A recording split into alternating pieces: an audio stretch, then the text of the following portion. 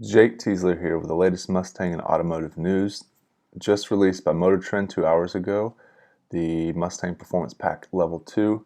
Now, today I want to go over 3 reasons why I recommend you getting the Performance Pack. Now, I just got these pictures and look, this thing looks amazing, and I was wrong. In the previous video I said save your money for something else.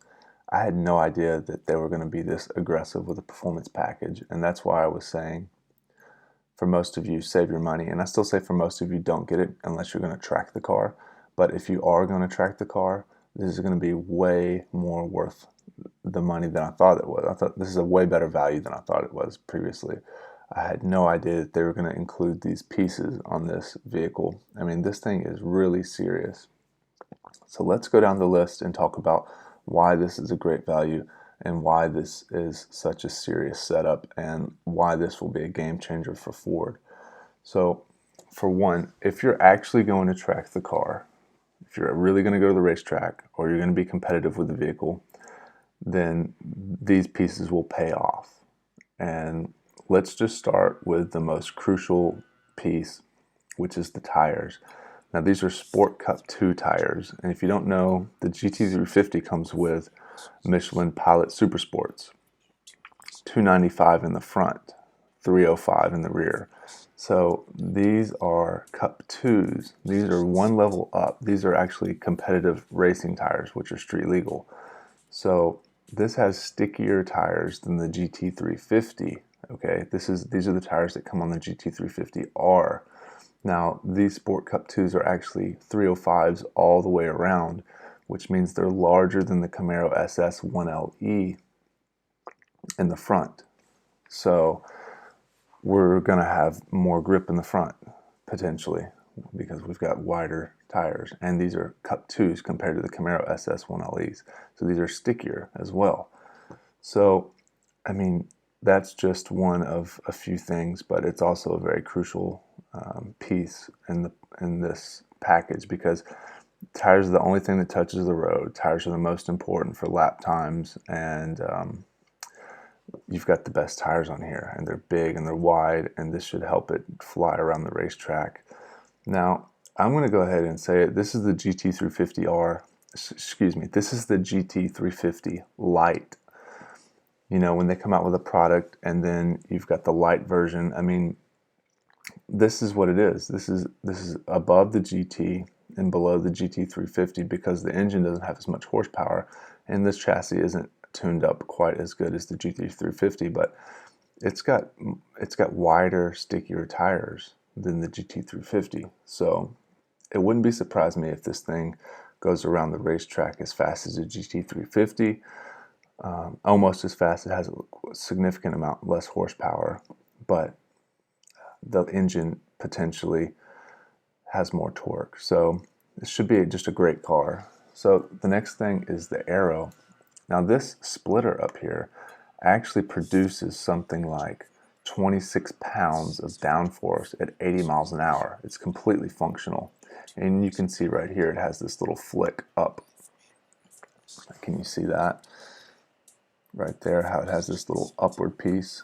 So this is totally functional, and this is installed by Ford. This is going to be an OEM part, which means it's not going to fly off when you're riding around the racetrack. It's already installed for you, and it is functional, which is great. Now, to balance that out, they went around to the rear of the car and they installed a spoiler that's going to it's going to give it more downforce.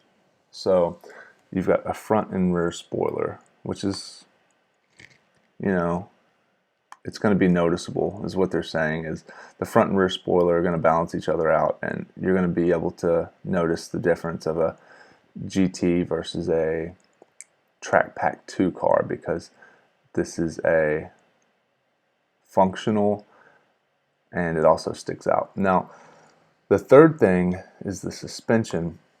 The suspension actually got stiffer springs, stiffer roll bars, and let's just read the technical details, percentages on each one, so you guys can understand how much effort that they put into the suspension.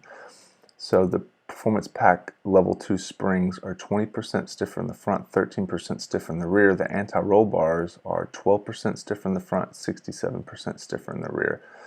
So a much stiffer rear sway bar, okay?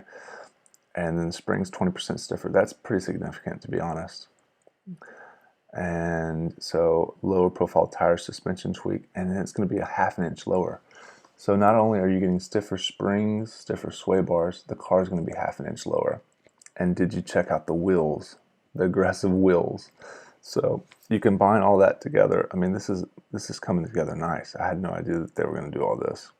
Now, the splitter is 3 inches, protruding 3 inches from the front bumper, and it's going to put down 24 pounds of downforce at 80 miles an hour. That's significant. I mean, for a little splitter like that. And then they said they're going to add the rear wing to balance it out, of course. And the 10-spoke dark tarnished wheels will obviously help it stick out. And so, guys, they're just talking about how this car should go around the lap and comparing the lap times between the 1LE and the GT350R. The GT350R ran a 136.1, whereas the Camaro SS 1LE ran a 137.7. Now, the previous Boss 302 ran a 141.06, but we already know that the 2015 to 2017 GT Performance Pack is a little bit faster than a Boss 302 from the previous chassis. So it should be faster than the Boss. It's not going to be as fast as the GT350R because the GT350R has Sport Cup 2 tires and about 526 horsepower. And it should run somewhere around the SS1LE time. So, to wrap it all up, Ford made a GT350 Lite. That's what this thing is. It's some people would prefer this over the GT350, although, you know, after you compare the prices, you might want to just go ahead and step up to the GT350 because of the engine.